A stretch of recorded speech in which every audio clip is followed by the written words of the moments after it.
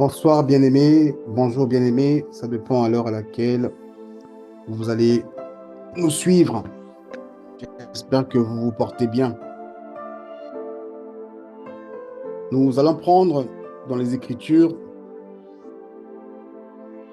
dans Jean 14, nous allons lire le verset 27.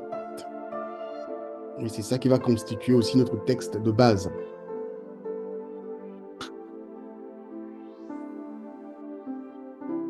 Jean 14, 27. Je lis la parole. Je pars, mais je vous laisse la paix. C'est ma paix que je vous donne. Je ne vous la donne pas comme dans le monde, comme le monde la donne. C'est pourquoi ne soyez pas troublés et n'ayez aucune crainte en votre cœur. Je relis cette parole. Je pars, mais je vous laisse la paix. C'est ma paix que je vous donne. Je ne vous la donne pas comme le monde la donne. C'est pourquoi ne soyez pas troublés et n'ayez aucune crainte en votre cœur. Bien-aimés, ce sont des paroles de Jésus-Christ. Ce sont les paroles du Maître, de celui qui est notre modèle. Il nous dit qu'il part. Il était venu pour une mission. Il a accompli sa mission. Nous connaissons tous les étapes de sa mission. Et une fois qu'il a terminé sa mission, il dit, ben, à ce moment, je peux partir. Mais moi, en partant, je vous donne la paix. Il précise bien que la paix que lui donne n'est pas égale à la paix du monde. Le monde a aussi une manière de donner la paix. L'année dernière, nous avons évoqué, je dirais, ce même sujet. Je parle de la paix véritable de Dieu. La paix que Dieu procure.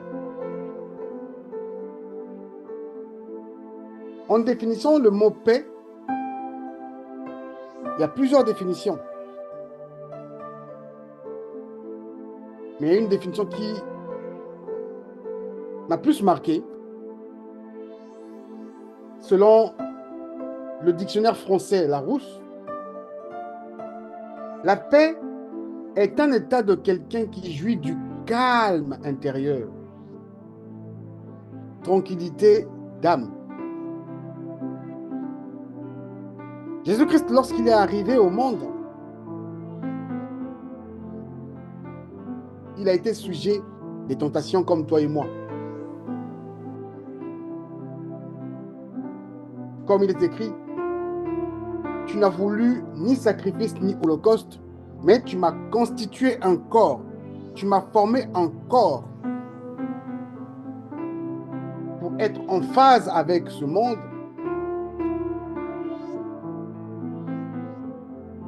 et pour te rendre l'ascenseur de ce que tu attendais. Jésus-Christ a rencontré la convoitise. Jésus-Christ a été tenté de toute manière, comme toi et moi. Mais connaissant son objectif, il est resté focus à sa mission. Bien-aimé, pour cette année 2024, je viens par ce premier texte pour te dire la paix de Dieu véritable, c'est de savoir s'éloigner de toute convoitise. La paix véritable de Dieu, c'est de savoir s'éloigner du mensonge. La paix dont Jésus-Christ parle ici, c'est ça. Face à la croix, il s'est dit, tiens, le combat est difficile. Moi, j'ai envie de lâcher. Père, s'il est possible, que tu éloignes de ça. Que tu éloignes cette coupe de mon chemin. Il s'est souvenu, tiens, non, non, non. Que ta volonté soit faite. Il faut que j'aille jusqu'au bout. Il y a un dicton qui dit, qui veut la paix prépare la guerre. Ça veut dire simplement qu'il faut se préparer aux extrémités auxquelles on ne souhaite pas recourir. Et quand tu demandes, par exemple, de la sagesse à Dieu, Dieu peut t'envoyer des situations qui ne sont pas du tout sages pour voir si tu es capable de résoudre ce problème.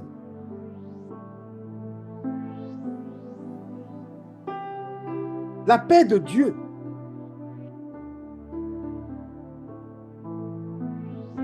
c'est combattre tes pensées négatives.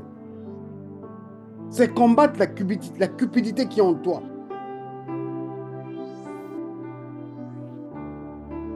Jésus a accepté de combattre la cupidité. Jésus a accepté de servir les autres. Tu ne peux pas servir quelqu'un que tu mens. Tu ne peux pas servir quelqu'un que tu manifestes de la ruse. Nous cherchons la paix, mais nous sommes les premiers à mentir. Nous cherchons la paix, nous sommes les premiers à convoiter. Bien-aimés, beaucoup de personnes sont là à regarder des choses, à convoiter des choses, mais elles ne sont pas capables, financièrement, je peux dire, de pouvoir en acheter. Une telle personne ne peut pas avoir un cœur en paix.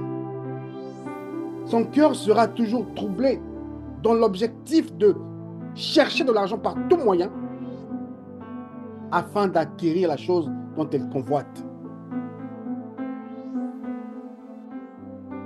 Ce n'est pas ça la paix. La paix, c'est de savoir se contenir.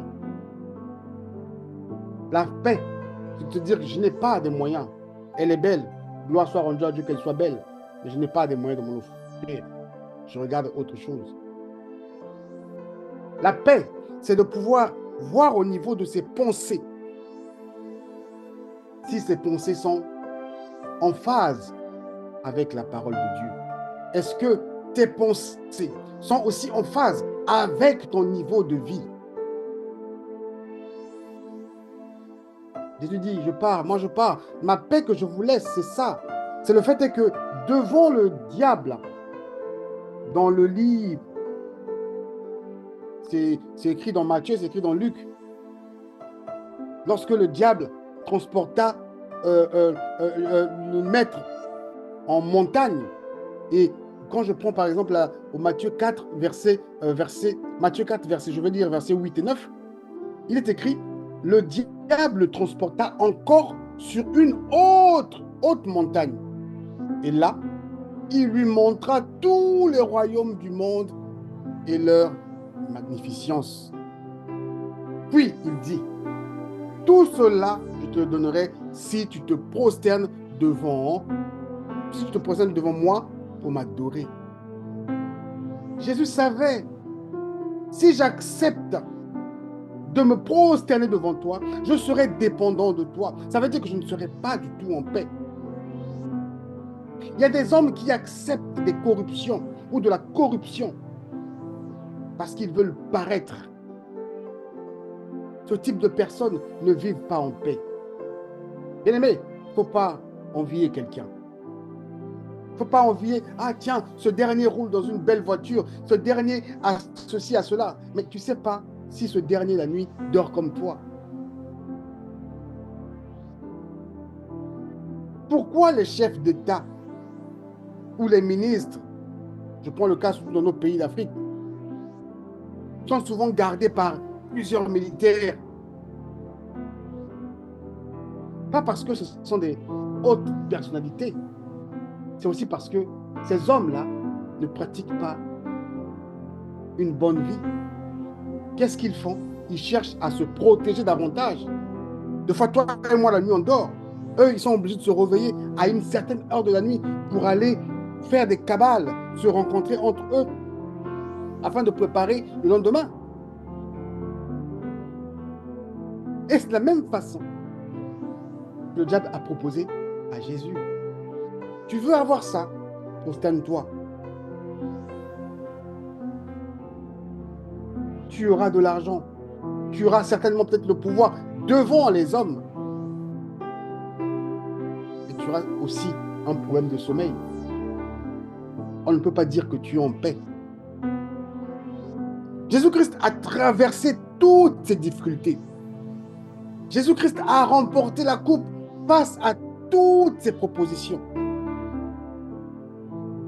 Raison pour laquelle il dit, je vous donne ma paix. Ma paix, c'est de vaincre ces pensées. Bien-aimé, je te partage encore dans le livre des psaumes. Psaume 119, on va lire le verset 65. Il est écrit, grande est la paix de celui qui aime ta loi. Aucun obstacle ne le fera tomber. Pourquoi? Parce que j'apprends à observer la loi de l'Éternel. Que dit la parole? Que dit la parole face à telle situation? Je suis confronté à une proposition indécente. Et que dit la parole de Dieu face à ça? Il place une peau de banane sur la vie de ton frère, de ton collègue. Toi, on va t'élever. Lui, il sera de côté. Mais que dit la parole de Dieu par rapport à ça? Est-ce que je serai en paix si je fais ça à mon frère ou à ma soeur? Certainement, je serai élevé. Mais est-ce que je serai en paix? Or, la paix de Dieu, lorsqu'on observe sa loi, aucun obstacle ne peut nous faire tomber. De même, dans le livre de Ésaïe 26 au verset 3, il est écrit, à celui qui est ferme dans ses dispositions, tu assures une paix parfaite, parce qu'il se confie en toi. N'est-ce pas que Jésus-Christ s'est confié à Dieu? N'est-ce pas que Jésus-Christ s'est tenu ferme face aux propositions du diable?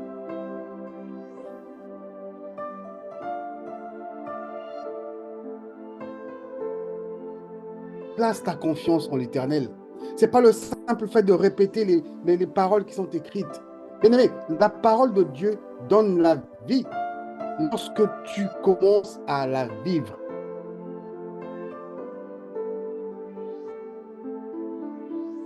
La paix de Dieu, c'est de vaincre les obstacles. Je vais te mettre à défi ce soir. Demande à Dieu de te donner la patience. Bizarrement, tu auras des situations d'impatience. Quitte à toi de savoir observer lorsque Dieu te visite. L'objectif de Dieu, c'est quoi pour toi? C'est que tu apprennes à gérer cette impatience pour que demain, tu sois capable d'être déclaré ou que demain, on te déclare que tu es un homme patient ou une femme patiente. J'ai besoin de la paix de Dieu. Il y aura des calamités, il y aura des tentations. Mais quitte à toi de savoir traverser ces situations. Comme il est écrit.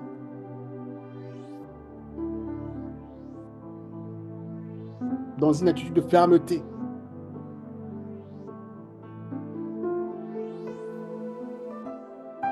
Et c'est comme ça que le Seigneur parle. C'est comme ça que Dieu agit. Raison pour laquelle je te dis, je vous la donne.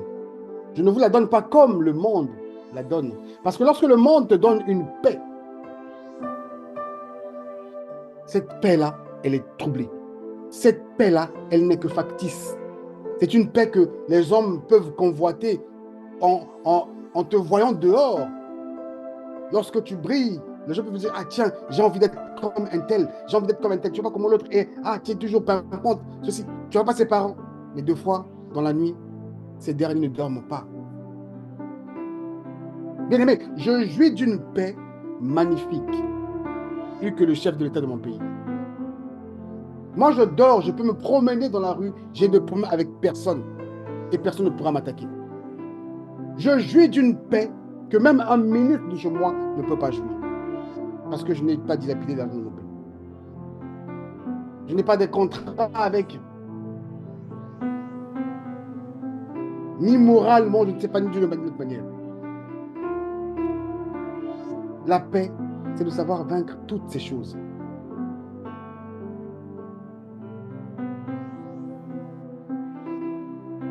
Bien-aimé, regarde ta pensée. Regarde tes pensées. Comment sont tes pensées? Tu es très accroché à un téléphone portable. Tu es accroché au téléphone portable. Il suffit qu'une notification tonne là, la main, tout de suite, il faut que tu puisses voir. Tu n'es pas en paix. Lorsqu'on est en paix, ou lorsqu'on jouit de la paix de Dieu, qu'importe la situation. Je vais vous partager, je ne sais pas si c'est un secret, mais une habitude de ma vie. À une certaine heure, quand il est 21 heures, mon téléphone, il est, je dirais, configuré, il est paramétré de sorte que à 21 heures, ça se met en mode sommeil. C'est-à-dire, n'importe qui peut m'appeler, ça ne sonnera pas chez moi. Ça sonnera chez la personne, mais chez moi, ça ne sonnera pas. Ce n'est que le lendemain, à partir de 8h30, 9h, que ce mode sommeil se désactive pour revenir en mode normal. Je me suis imposé cette discipline. Pourquoi? C'est pour ordonner un peu ma vie. Quelqu'un me dit un jour, mais si il y a une nouvelle grave qui arrive, j'ai dit, il n'y a aucune nouvelle grave qui peut m'arriver, ni qui pourra me surprendre. Même si vous m'annoncez la mort même de mes proches, si tu m'appelles à minuit pour me dire que non, un tel est mort, ça changera quoi que j'apprenne ça le lendemain matin? Rien du tout. Il dit, Seigneur, je préfère jouir de ta paix, que mon cœur ne puisse point se troubler, même si c'est une mauvaise nouvelle, que je puisse apprendre ça lorsque je vais me réveiller, parce que je n'ai pas envie de dormir avec des pensées négatives. La paix de Dieu commence par la discipline des pensées.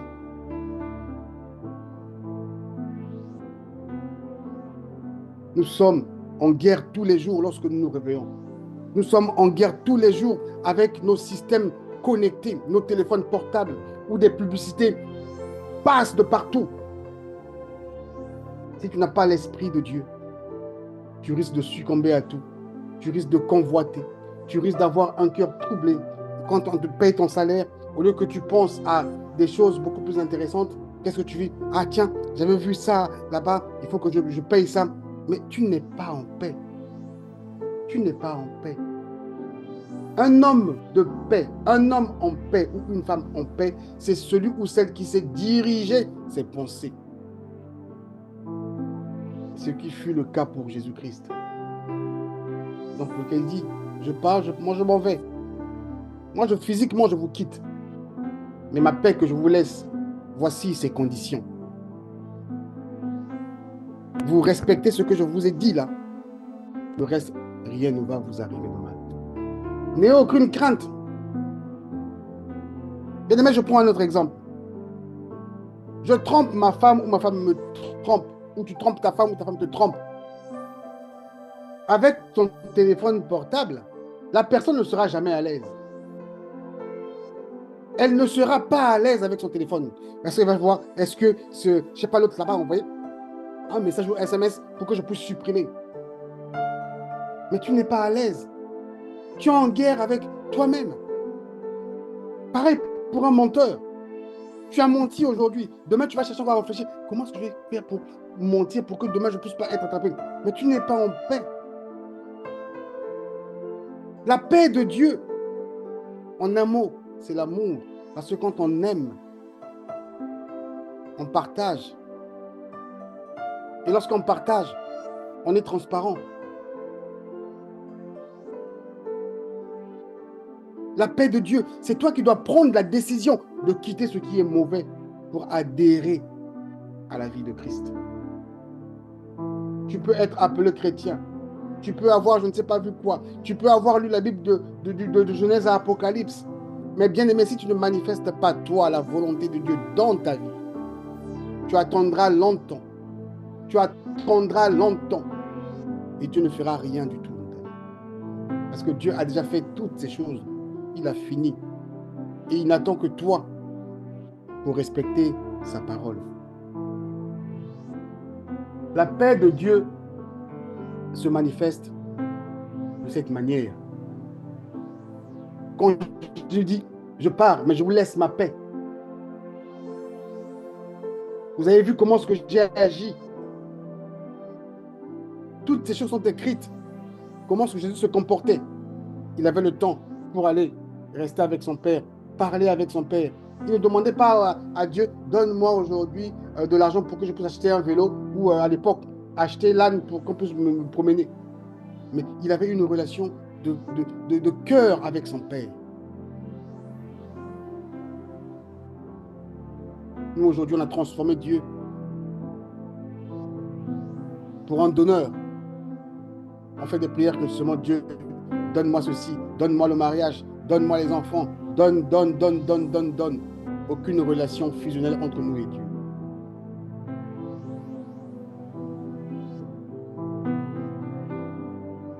L'amour ne demande pas. L'amour donne. Raison pour laquelle il est écrit, Dieu a tant aimé le monde qu'il a fait quoi? Il a donné.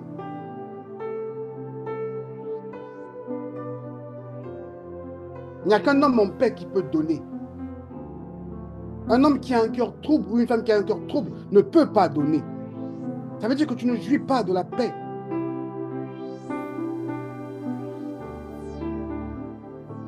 Je te partage cette pensée, bien-aimée. Si hier tu mentais, que tu arrêtes de mentir. Parce que quand tu mens, tu n'es pas en paix. Si hier tu convoitais, que tu arrêtes de convoiter. Ça te trouble la pensée. Je vois une chaussure qui me coûte 500 euros, 600 euros. Mais est-ce que mon salaire me permet d'acheter cette chaussure-là? Mais je ne serai pas à l'aise. Il faut que je trouve des moyens pour l'acheter. Et là où je pourrais voler, je vais naturellement voler parce que j'ai envie d'acheter cette chaussure.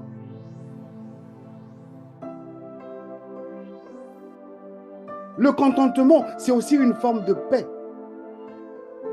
Jésus a su se contenir.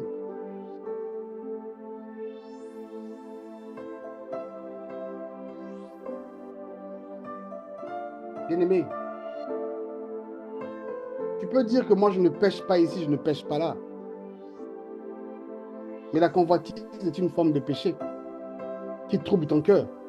Et pourtant le maître dit, aucune crainte en votre cœur. Le mensonge trouble le cœur. Le maître dit, aucune crainte en votre cœur. Parce que quand tu mens, ton cœur n'est pas tranquille.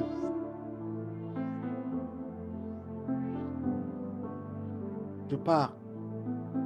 Ma paix, ce n'est pas le fait de prier, sinon donne-moi la paix et la paix se manifeste. Non, la paix, c'est toi qui dois chercher cette paix. Le dicton qui dit, les hommes ont dit sous cette terre, parce qu'il est écrit aussi que Dieu a mis des choses dans ce monde qui nous servent de leçon. Les hommes ont dit, celui qui cherche la paix prépare une guerre. Tu ne peux pas la guerre contre quoi? Tu ne peux pas la guerre contre tes pensées. Avoir la paix de Dieu, c'est aussi savoir dire non. Surtout nous, peuple africain. Non est parfois considéré comme un manque de respect. Jésus a dit non à certaines choses. Je vous laisse ma paix. Ma paix, c'est ma parole qui est entre vos mains.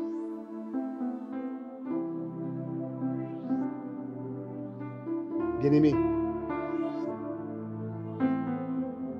nous sommes dans une nouvelle année. Il y a certainement des gens qui ont eu à prendre des résolutions. Pour ceux qui ont traversé, ok, je pense que nous sommes tous au même endroit. La paix de Dieu, c'est toi qui dois chercher ça. La paix de Dieu, c'est toi qui dois éliminer tes désirs. Nous avons parfois des désirs qui ne sont pas au même diapason de notre façon d'être. Nous avons des désirs surdimensionnés. Si Dieu nous l'a donné aujourd'hui, on ne serait peut-être pas capable de contenir cela.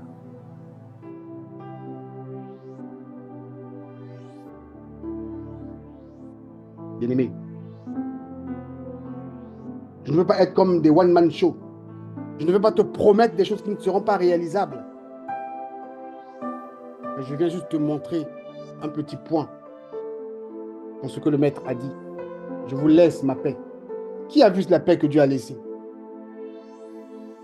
Lorsqu'il disait que je vous laisse ma paix, mais en regardant les actions qu'il a menées derrière, il y avait des combats. En voyant comment est-ce qu'il a été transporté sur une haute montagne, qu'il a déjà lu, et qu'il a dit à Satan, non. Es-tu capable aujourd'hui, si on te fait ce genre de proposition, de dire non?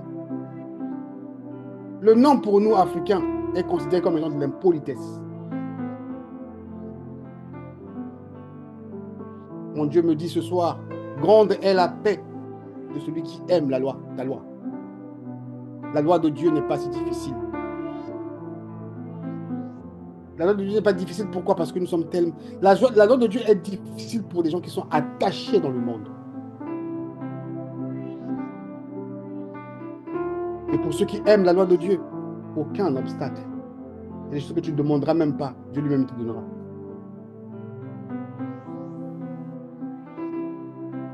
Bien-aimé, 2024 risquera peut-être d'être encore une année difficile. Je ne sais pas.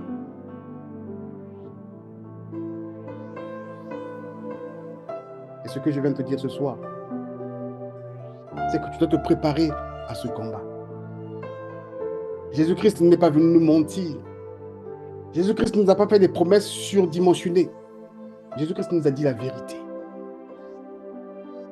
La paix que Jésus-Christ parle, c'est le fait qu'il te puisse te dire de prendre ta croix, de ne pas pleurer pour lui, pour marcher vers la félicité.